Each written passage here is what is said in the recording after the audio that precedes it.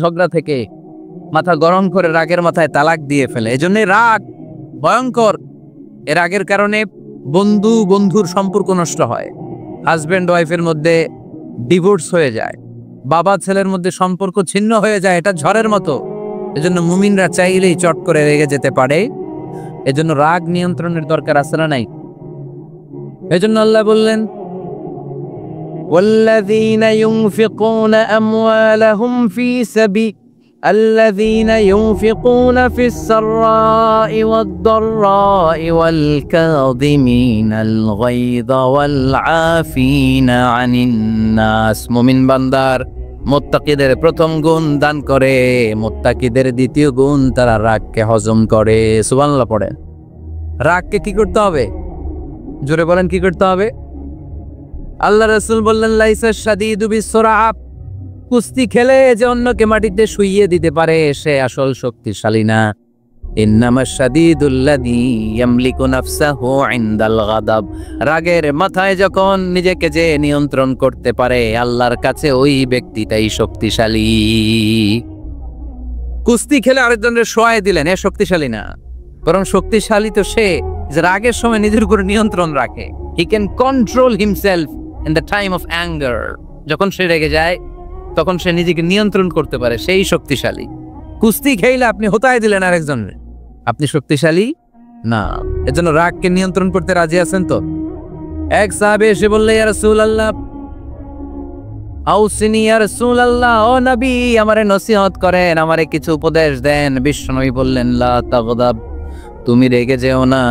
সাহাবী বললেন, আরেকটা উপদেশ দেন। বিশ্বনবী বললেন, লা তাগদাব, রেগে যেও না। সাহাবী বললেন, ও নবী আরেকটা উপদেশ দেন। বিশ্বনবী তৃতীয়বারের জন্য বললেন, ও সাহাবী তুমি রেগে যেও না, লা তাগদাব, রেগে যেও না। কারণ রেগে গেলেন তো হেরে গেলেন, রেগে গেলেন হেরে গেলেন। অনেকে আপনারা রাগাতে চাইবে নানাভাবে, কিন্তু আপনি রাখবেন না। আপনার সাথে ঝগড়া করতে চাইবে, পায়ে পাড়া দিয়ে ঝগড়া করতে চায়, এরকম আছে না নাই? আপনারা রাগাতে চায়, ফুসলাতে চায়, কিন্তু মুমিনরা মুত্তাকিনরা তারা যেন তেন কোনো কারণে রেগে যায় না, তারা তাদের রাগকে হজম করে। আলহামদুলিল্লাহ পড়ে। আল্লাহ রাসূল সাল্লাল্লাহু আলাইহি ওয়াসাল্লাম কখনো রাখতেন না, কখনো না। ওনার উপর অনেক অত্যাচার হয়েছে, উনি রাগেন নাই, উনি ক্ষমা করে দিয়েছেন। কি করেছেন? আল্লাহ রাসূল সাল্লাল্লাহু আলাইহি ওয়াসাল্লাম যখন মক্কায় নামাজ পড়তেন, আল্লাহ রাসূল সাল্লাল্লাহু আলাইহি ওয়াসাল্লাম যখন রুকুতে যেতেন, সিজদায় যেতেন, পিঠের উপরে পচা উটের নাড়ি ভুড়ি চাপিয়ে দেয়া হতো। আল্লাহ রাসূল কখনো রেগেছেন? কথা বলেন। তায়েফের ময়দানে দাওয়াত দিতে গেলেন, পাথর মালা হলো, তিনি রেগেছেন? বাড়ি থেকে বের করে দেয়া হলো, বাধ্য হয়ে মক্কা থেকে মদিনায় হিজরতে গেলেন, মক্কার দিকে তাকিয়ে তাকিয়ে চোখের পানি ছাড়লেন আর বললেন, মক্কা তো হাব্বুল বিলাদ ইলাইয়া, আমার কাছে সবচেয়ে প্রিয় শহর মক্কা শহর। লাউলা উখরিজতু আমা খারাজতু, আমার যদি বের করে দেয়া না হতো মক্কা থেকে জীবনে কোনোদিন আমি বের হতাম না। তারপরেও বিশ্বনবী রাগেন নাই। ব্ল্যাক ম্যাজিক করে 6 মাস বিশ্বনবীকে অসুস্থ করে রাখা হয়েছে, তিনি রাগেন নাই। আল্লাহ রাসূল সাল্লাল্লাহু আলাইহি ওয়াসাল্লাম একবার উটের উপর চড়ছিলেন। ইন দ্য মিন টাইম এক বেদুইন এসে বিশ্বনবীর গায়ের চাদর ধরে টান দিলেন। হাদিসের বর্ণনাকারী সাইয়েদনা আনাস রাদিয়াল্লাহু তাআলা আনহু, উনি বলেন, কুনতু আমশি মা রাসূলিল্লাহ, আমি একবার রাসূল সাল্লাল্লাহু আলাইহি ওয়াসাল্লামের সাথে হাঁটছিলাম। ওয়া আলাইহি বুরদুন নাজরানি গালিযুল হাশিয়া, আর রাসূল সাল্লাল্লাহু আলাইহি ওয়াসাল্লামের গায়ে ছিল চাদর। কি ছিল? আপনারা আজকে চাদর গায়ে দিয়ে আসছেন? কেউ আসছেন? অনেকে। এই যে আমরা চাদর গায়ে দেই, আমাদের চাদরের এই পাশে মাঝে মাঝে কিছু ডিজাইন করা থাকে না? নাজরান দেশ থেকে নিয়ে আসা বিশ্বনবীর এই চাদরের এইখানে খসখসে ডিজাইন ছিল। তো আল্লাহ রাসূল যখন চাদর গায়ে দেয়া, ওই বেদুইন যখন চাদর টান দিয়েছে, আসছিল ভিক্ষা করতে। বেদুইন আসছে কি করতে? ভিক্ষা চাওয়ার স্টাইল দেখ না, ভিক্ষা চাওয়ার স্টাইল দেখছেন? আল্লাহ রাসূল সাল্লাল্লাহু আলাইহি ওয়াসাল্লামের চাদর ধরে এমন টান মেরেছে, ওই খসখসে চাদরের দাগ বিষ্ণু সাল্লাল্লাহু আলাইহি ওয়াসাল্লাম ঘাড়ের মধ্যে বসে ঘাড়ের চামড়া ছিঁড়ে গিয়েছে। বিষ্ণু প্রচন্ড ব্যথা পেয়েছেন, কিন্তু কিছুই বলেন নাই। ফালতাফাতা ইলাইহি রাসূলুল্লাহ, আল্লাহ রাসূল তার দিকে তাকালেন, তাকিয়ে সুম্মা দাহিক, ছোট্ট একটা মুচকি হাসি দিলেন। মুচকি হাসি দিলেন। ভিক্ষা করতে আসছে, চাদর ধরে টান মেরে ঘাড়ের চামড়া ছিঁড়ে ফেলছে, আর বলতে শুরু করছে, ইয়া মুহাম্মদ মুরলি মিন মালিল্লাহ, আল্লাহর যে সম্পদ আছে বাইতুল মালের সম্পদ থেকে আমার কিছু দাও, আমার কিছু নাই। আল্লাহ রাসূল সাল্লাল্লাহু আলাইহি ওয়াসাল্লাম ফাদাহিক, একটা মুচকি হাসি দিলেন। দিয়ে সে যা চেয়েছে তার হাতে সেটা উঠিয়ে দিলেন। চিল্লায় পড়েন সুবহান। তার মানে আমার নবী সহজে রাখতেন না। ওনার গায়ের উপর, দেহের উপর অত্যাচার করা হলে বিষ্ণু ইসলাম কখনো রাগেন নাই। মারা হয়েছে, পাথর মেরে রক্তাক্ত করা হয়েছে, পিটানো হয়েছে, আল্লাহ রাসূল সাল্লাল্লাহু আলাইহি ওয়াসাল্লাম কখনো রাগেন নাই। তবে আল্লাহর জমিনে আল্লাহর বিধান লঙ্ঘিত হওয়া মাত্রই বিষ্ণু ইসলাম রেগে যেতেন। পড়েন আল্লাহু আকবার। আল্লাহর বিধান লঙ্ঘিত হতে দিতেন না। যেই লোকটা নামাজ পড়া অবস্থায় ওটের পচা নারী বুড়ি চাপিয়ে দিলে রাগেন না, যাকে পাথর মারা হলে রাগেন না, চাদর ধরে টেনে গায়ের চামড়া ছিঁড়ে ফেললে রাগেন না, ওই ব্যক্তিটা আল্লাহর জমিনে আল্লাহর আইনের বিরুদ্ধে কথা বললে রেগে যেতেন। কারণ এটা আল্লাহর আইন। আল্লাহর আইনে সবাই সমান। এখানে উঁচু নিচু, there is no difference between black and white, between upper and lower, between the richer section of the society and poorer section of the society, between the prime minister, between the member of the parliament and the factory worker, rickshaw puller. Everyone is totally equal, 100% equal in the eyes of Quran and Islam. চিল্লায় বলেন ঠিক কি না? আল্লাহর চোখে সবাই সমান। ওইখানে প্রধানমন্ত্রী নাই, ওইখানে প্রেসিডেন্ট নাই, ওইখানে এমপি নাই, ওইখানে রিকশাওয়ালা আর প্রধানমন্ত্রী আর প্রেসিডেন্ট এক কাতারে দাঁড়িয়ে আল্লাহর সেজদা দেয়। চিল্লায় বলেন ঠিক কি না? নিজেকে আক্রমণ করা হলে রাখতেন না, কিন্তু আল্লাহর জমিনে আল্লাহর বিধান লঙ্ঘিত হলে আল্লাহ রাসূল রেগে যেতেন। মদিনাতে এক মেয়ে চুরিতে ধরা পড়ল। চুরি করলে কি করতে হয়? আস-সারিকু ওয়াস-সারিকাতু ফাকতুউ আইদিয়াহুমা। বাংলাদেশে হাত কাটে, কি করে? জেলে দেয়। আর কি করে? হ্যাঁ, জরিমানা, জামাই আদর করে না। বিধান হচ্ছে হাত কেটে দাও। If anyone steal something precious, the government, the authority should cut down his right hand. আইনটা কার? বাংলাদেশে এরকম চোর আছে না নাই? দেশের টাকা পাচার করে, আছে না নাই? হাজার হাজার টাকা কুচি কুচি করে বগুড়ার এক পানির মধ্যে, খালের মধ্যে দেখলাম। আহা, জনগণ খেতে পায় না আর মানুষ টাকা কুচি করে জঙ্গলে ফেলে দিয়ে আস। এগুলো কত বড় ডাকাত! একটা চোর, ওকে ধরে যদি হাত কেটে টেলিভিশনে প্রচার করে দেয়া হতো, 17 কোটি মানুষ যদি দেখতো, এদেশে আর চোর খুঁজে পাওয়া যেত না। বনু মখজুমিয়া গোত্রের এক নারী চুরিতে ধরা পড়ল। সাহাবীরা যে বললে, ইয়া রাসূলুল্লাহ, অনেক বংশীয় মেয়ে, আপনি হাত কেটে দিয়েন না, মাফ করে দেন। কি করেন? আল্লাহ রাসূল সাল্লাল্লাহু আলাইহি ওয়াসাল্লামের চেহারাটা আগুনের গোলার মতো লাল হয়ে গেল। রেগে গেলেন। আল্লাহ রাসূল বললেন, এত বড় সাহস পেলে কোত্থেকে? এটা আল্লাহর আইন। চিল্লায় বলো, কার আইন? লাউ কানাত ফাতিমাতু বিনতি মুহাম্মদ সারাকাত লাকাতা মুহাম্মাদুন ইয়াদাহা। আরে বনু মখজুমিয়া গোত্রের মেয়ে তো দূরের কথা, আমার কলিজার টুকরা ফাতেমাও যদি চুরিতে ধরা পড়তো, আমি ফাতেমার ডান হাত কেটে দিতে 1 সেকেন্ডও দেরি করতাম না। কারণ বিধানটা কার? এত মাইট দেয়া হলো বিশ্বনবীকে, এত অত্যাচার করা হলো, তিনি রেগে যেতেন না। কিন্তু আল্লাহর জমিনে আল্লাহর বিধান লঙ্ঘিত হলে তিনি রেগে যেতেন, ঠিক কিনা?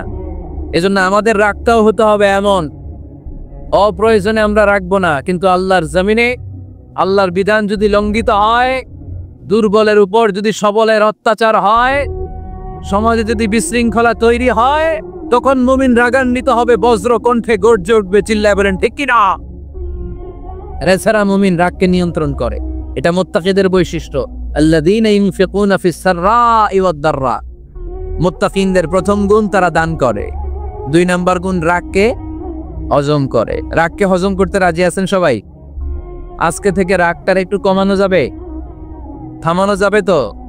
আল্লাহ তুমি কবুল করো, পড়ে আমিন। আল্লাহ রাসূল সাল্লাল্লাহু আলাইহি ওয়াসাল্লাম রাগ কমানোর কিছু পদ্ধতি আমাদেরকে শিখিয়েছেন। 2 সাহাবী ঝগড়া লাগলো, কথার পিঠে কথা, কথার নাম লতা। ঝগড়া করতে করতে এক সাহাবী রেগে মেগে আগুন। আল্লাহ রাসূল দেখতে লাগলেন আর বললেন, ইন্নী লা আ'লামু কালিমা লাউ ক্বালাহা লা যাহাবা যা আনহু। নিশ্চয়ই আমি এমন এক বাক্য জানি, এই বাক্যটা যদি এই সাহাবী পড়ে, তাহলে তার রাগ মুহূর্তের মধ্যে ঠান্ডা হয়ে যাবে।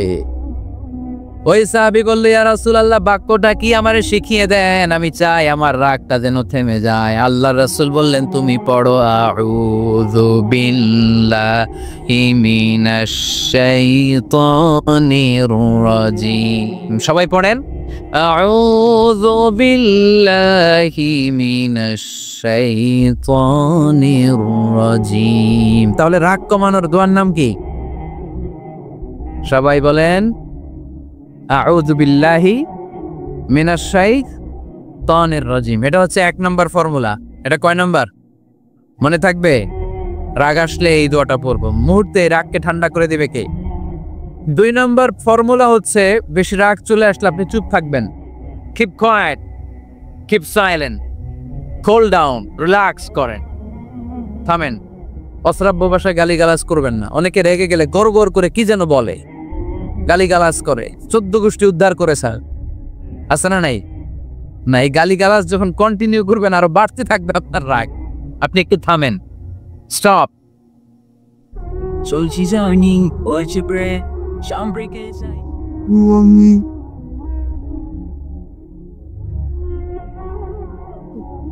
Relax and keep quiet. ইদা গাদিবা আহাদুকুম ফালিয়াসকুত, বলেছেন মুহাম্মদ সাল্লাল্লাহু আলাইহি ওয়াসাল্লাম। তোমাদের কেউ যখন রেগে যায়, সে যদি রাগ থামাতে চায় সে যেন চুপ থাকে। সে যেন কি থাকে? তাহলে বেশি রাগ আসলে কি গালিগালাজ করবেন, চিল্লাফাল্লা করবেন, 14 গোষ্ঠী নিয়ে গালি দিবেন? কি করবেন? চুপ থাকবো। কি থাকবেন?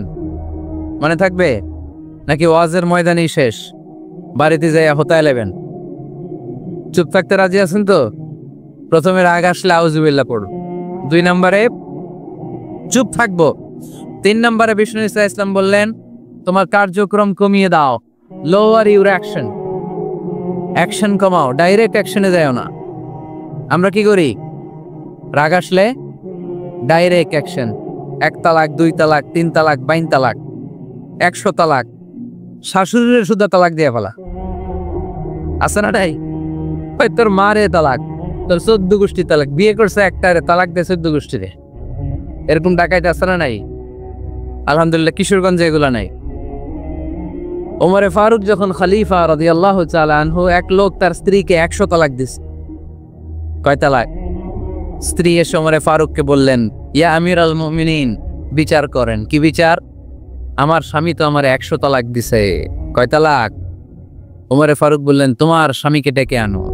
ডেকে আনা হলো। বলল, ঘটনা কি? তালাক দিবা 3টা, 100টা দিলা কেন? কয় রাগ হয়েছিল অনেক, মেজাজ গরম হয়ে গেছিল। ওমরে ফারুক বললেন, চাই আর তালাক মিন শিআরিল্লাহ, তালাক হচ্ছে আল্লাহর শিয়ার, এটা কোরআনের আইন, এটা নিয়ে ফাইজলামি করলি কেন? এদিকে আয়, বিচার করি।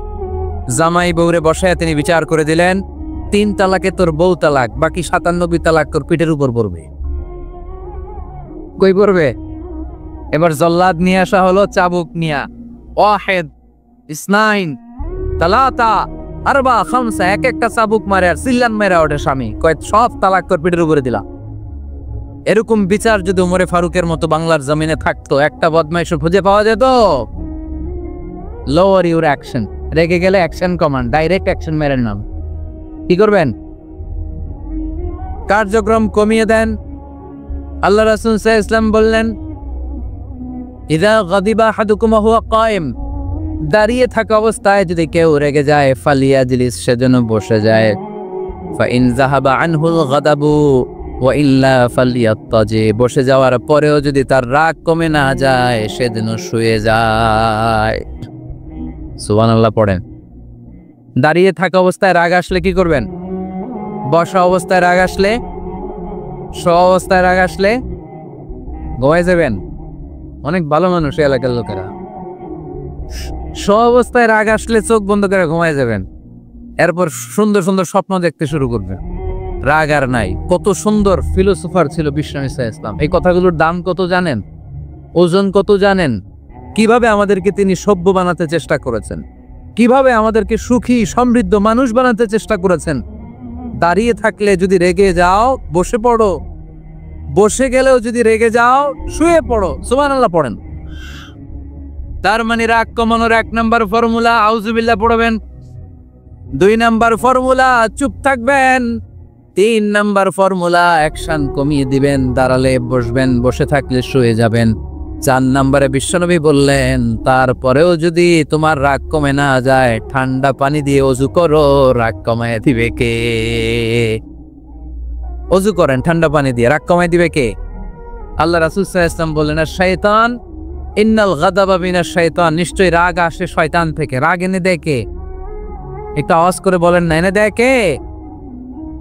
রাগ এনে দেয় শয়তান। ও শয়তানু খুলিকা মিনান নার, শয়তান তৈরি আগুন দিয়ে। শয়তান তৈরি কি দিয়ে? ওয়ান নারু তুতফাউ বিল মা, আর আগুন নিবায় পানি দিয়ে। আগুন নিবায় কি দিয়ে? এজন্য তোমাদের কেউ যখন রেগে যায়, ইদা গাদিবা আহাদুকুম ফালিয়াতাওয়াত্তা, সেজন্য ঠান্ডা পানি দিয়ে ওযু করে তার রাগটারে ঠান্ডা করে দিবে কে? সুবহানাল্লাহ পড়েন, মনে থাকবে সবার। 1 নাম্বার, রাগ আসলে 1 নম্বরে কি করবেন? আউযুবিল্লাহ পড়বেন। 2 নাম্বার, চুপ থাকবেন। 3 নাম্বার, বসে যাবেন, শুয়ে যাবেন। 4 নাম্বার, ওযু করবেন। রাজি আছেন? মাথায় ঠান্ডা পানি দিবেন, চেহারায় ঠান্ডা পানির ছাপটা দিবেন, দেখবেন আপনার রাগকে ঠান্ডা করে দিছে কে? এজন্য আল্লাহ বললেন, আমার মুত্তাকিদের বৈশিষ্ট্য হলো আল্লাযীনা ইউনফিকুনা ফিস সাররাই ওয়াদ দাররাই ওয়াল কাযিমিনাল গায়যা ওয়াল আফিনা আনিন নাস। মুত্তাকিন বান্দারা সুখে দুঃখে দান করে, রাগ ক্রোধ আসলে এটাকে তারা হজম করে। মুত্তাকিনদের 3 নাম্বার বৈশিষ্ট্য হলো তাদের সাথে কেউ অন্যায় করলে তারা ক্ষমা করে। সুবহানাল্লাহ পড়েন। কি করবেন? নাকি অন্তরের মধ্যে দুঃখ কষ্ট রেখে দিবেন? অনেকে আছে অতীতের কষ্ট ভুলতে চায় না, ভুলতে পারে না। কেউ আপনারে ধমকি দিছিল, কেউ আপনার সাথে খারাপ আচরণ করছিল, কেউ আপনারে গালি দিছিল, অনেকে এটারে পেলে বসে অন্তরে বড় করে রাখে, আছে না নাই? ভুলতে চায় না। মনের ভেতরে রাগ পেলে বসে রাখা ঠিক না। মনে মনে কয়, তুই আমারে মারছিলি, আমি তোরে মারুম। তুই আমারে অপমান করছিলি ওই দিন, যদি একদিন সুযোগ পাই তোরে হতা এলামু। আছে না এরকম? সেই 20 বছর আগে আপনার এসে অপমান করছে, ওইটারে পেলে পুষে আপনি অন্তরে নিয়ে বয়ে বেড়াচ্ছেন। আরে হিংসা ক্ষোভ যদি রাগ ভিতরে রাখেন, এটা আপনারা জ্বালায় দেয় ভিতরে, জানেন? আর যদি আপনি ক্ষমা করে দেন, একেবারে ঠান্ডা। জানেন এই ফর্মুলা আপনারা? এজন্য রাগ ক্ষোভ হিংসা কখনো অন্তরে পুষে রাখতে নাই। মা যাদাল্লাহু আবদান বিআফওয়িন ইল্লা ইজ্জান, কোন বান্দা যদি তার অন্য কোনো ভাইকে ক্ষমা করে দেয়, আল্লাহ তাআলা এই ক্ষমাকারীর সম্মান আর মর্যাদাকে বাড়িয়ে দেয়। আল্লাহ তাআলা নিজে ক্ষমাশীল, তিনি ক্ষমা করাকে পছন্দ করেন। তাই আমাদের বেশি বেশি ক্ষমা করা দরকার। এজন্য এখন কেউ যদি আপনার সাথে খারাপ আচরণ করে, আপনার উপর জুলুম করে, অন্যায় করে, কি করবেন? মাফ করে দিবেন। মাফ করতে রাজি আছেন তো? আচ্ছা, সবাই বুঝে শুনে উত্তর দেন। আল্লাহ পাক আমাদের সব গুনাহগুলো ক্ষমা করে দেখ, আমরা চাই কি চাই না? আল্লাহ আমাদেরকে মাফ করুক, আমরা চাই কি চাই না? দেখেন, আমরা কিন্তু ঠিকই আল্লাহর কাছে ক্ষমা চাই, কিন্তু আমরা নিজেরা নিজেদেরকে ক্ষমা করতে পারি না। নিজেরা নিজেদেরকে ক্ষমা করি না। সে আমার সাথে খারাপ আচরণ করছে, আমি ক্ষমা করতে পারি না। ও আমারে গালি দিছিল, আমি ক্ষমা করি না, কিন্তু আমি কিন্তু ঠিকই আল্লাহর কাছে ক্ষমা চাই। মনে রাখবেন কিশোরগঞ্জের ভাইয়েরা, আল্লাহর কাছ থেকে ক্ষমা পেতে হলে আগে ক্ষমা করতে হবে। ঠিক কিনা বলেন? আল্লাহর কাছ থেকে ক্ষমা পেতে হলে আগে কি করতে হবে? ক্ষমা করে দিতে হবে।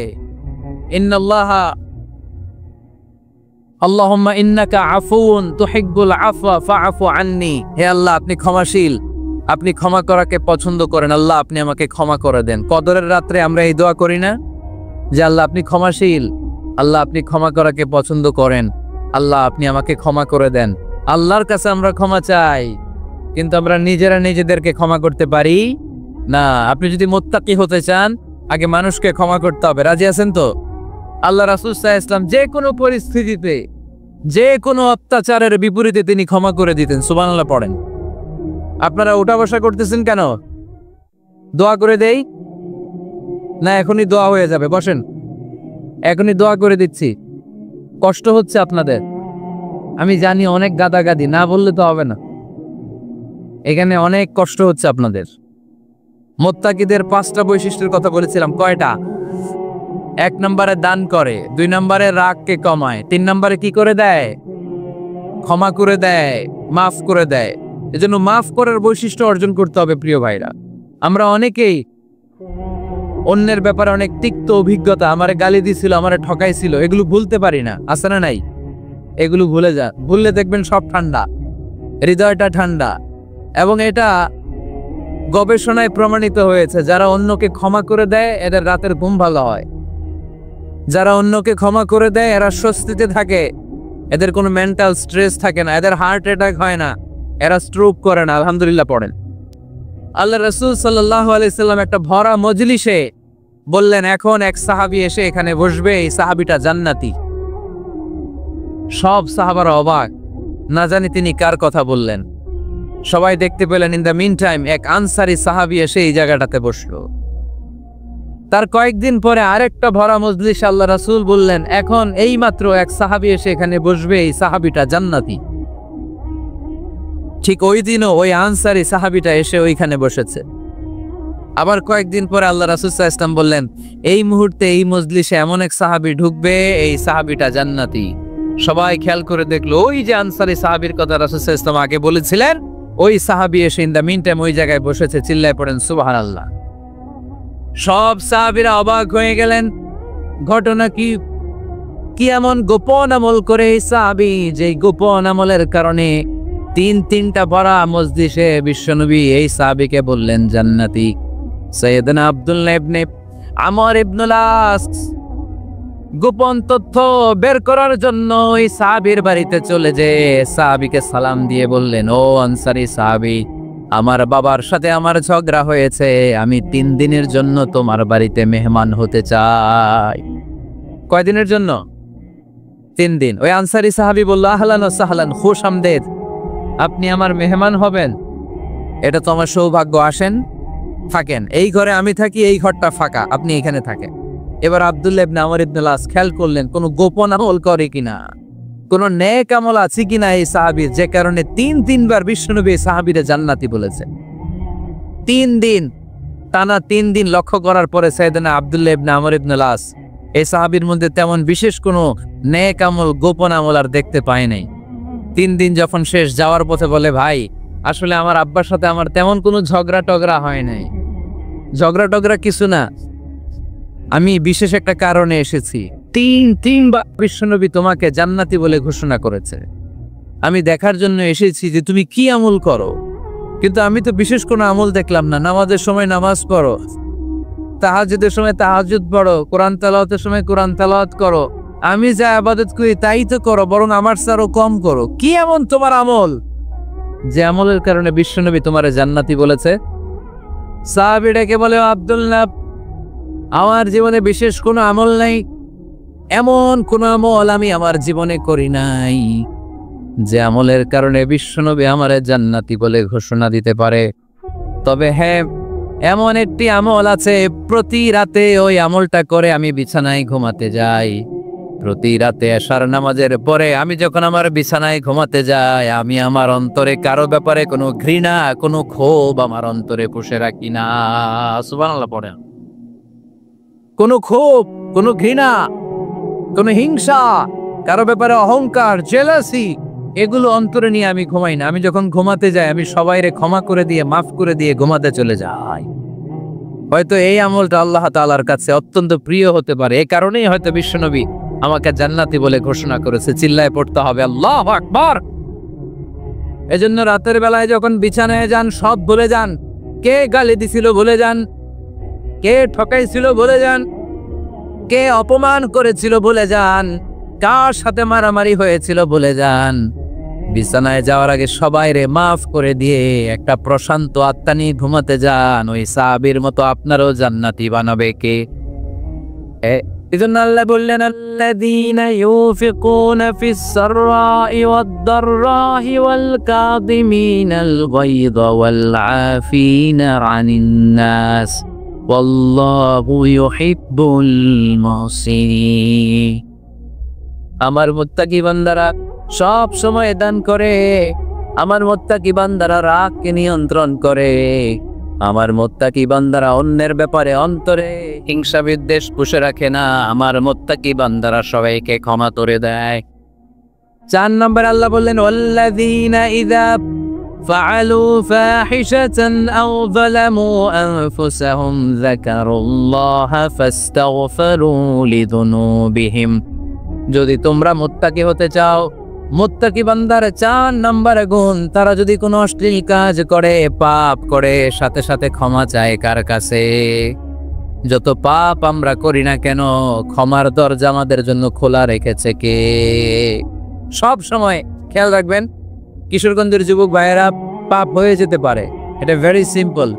তুমি মিথ্যা বলে ফেলেছো, খাদ্যে ভেজাল দিয়েছো, ওজনে কম দিয়েছো, পরকিয়া করেছো, অবৈধ দৈহিক সম্পর্ক করেছো, ব্লু ফিল্ম দেখেছো, নিজের উপর নফসের উপর জুলুম করেছো, তারপরেও তোমার জন্য ক্ষমার দরজা খোলা রেখেছে কে?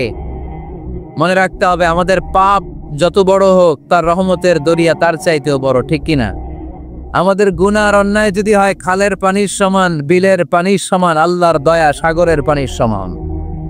আমাদের অন্যায় আর পাপ যদি হয় পাহাড়ের সমান, আমার রবের দয়া আকাশের সমান, ঠিক কিনা?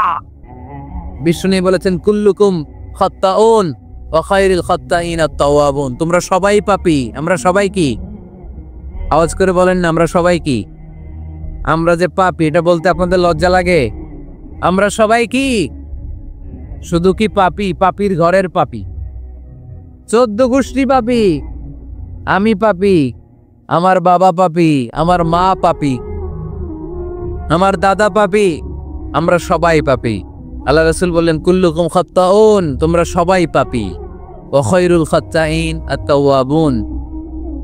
আর এই পাপীদের মধ্যে সবচেয়ে ভালো পাপী ওই পাপী যেই পাপী পাপ করার পরই তওবা করে, ইস্তেগফার পড়ে, ঠিক কিনা? পৃথিবী না জানুক আমি তো জানি, পৃথিবী না জানুক আমি তো জানি, আমি কি পাপ করেছি হায়। আমার পাপের করলে বিচার, বাঁচার আমার নাই উপায়। দয়াময় প্রভু মাফ করো আমায়, মাফ করো আমায়। পড়েন, পৃথিবী না জানুক আমি তো জানি, আমি কি পাপ করেছি হায়। আমার পাপের করলে বিচার, বাঁচার আমার নাই উপায়। দয়াময় প্রভু মাফ করো আমায়, মাফ করো আমায়। চিল্লায় পড়তে হবে সবাই, আমিন। এজন্য আল্লাহ বললেন, আমার মুত্তাকি বান্দারা যদি ভুল করে, আমার মুত্তাকি বান্দারা যদি অন্যায় করে, সাথে সাথে ক্ষমা চায় কার কাছে? ক্ষমার দরজা আমাদের জন্য খোলা আছে না নাই? আমরা যদি ভুল করি, অন্যায় করি, আমরা পড়ি, রব্বানা যালামনা আনফুসানা ওয়া ইন লাম তাগফির লানা ওয়া তারহামনা লানাকুনান্না মিনাল খাসিরিন। ও আল্লাহ, ভুল করেছি, অন্যায় করেছি, পাপ করেছি, গুনাহ করেছি, নফসের উপরে জুলুম করেছি। তুমি যদি মাফ না করে দাও, আমাদেরকে মাফ করার দুনিয়াতে কেউ নাই, ঠিক কিনা? এজন্য আল্লাহ বললেন, মুত্তাকিদের 4 নাম্বার গুণ, ভুল হতেই পারে, কিন্তু নিরাশ হয়ো না, হাল ছেড়ে দিও না। তোমাদের জন্য আমি আল্লাহর ক্ষমার দরজা খোলা আছে না নাই? 24 ঘন্টা খোলা। সকালে ভুল করছেন, মাফ চাইবেন কার কাছে? দুপুরে ভুল হয়েছে, মাফ চাইবেন কার কাছে? রাতে ভুল হয়েছে, মাফ চাইবেন কার কাছে? কারণ মুমিন বান্দারা জানে, ওমাই ইয়াগফিরুয যুনুবা ইল্লাল্লাহ। মুত্তাকিনরা জানে, আল্লাহ ছাড়া গুনাহ ক্ষমা করার কেউ নাই। তাই গুনাহ হলে, পাপ হলে আমরা ক্ষমা চাই কার কাছে? যদি পাপ হয়ে যায়, অন্যায় হয়ে যায়, ওযু করে যায় নামাজটা বিছিয়ে চোখের পানি ছেড়ে দেন। চোখের পানি চোখ বেয়ে নাকের ডগাবে জমিনে পড়ার আগে ওই অনুতপ্ত বান্দার জীবনের সব গুনাহ মাফ করে দেয় কে? চোখের পানি ছেড়ে আল্লাহরে বলেন, আল্লাহ ওমাই ইয়াগফিরুয যুনুবা ইল্লাল্লাহ।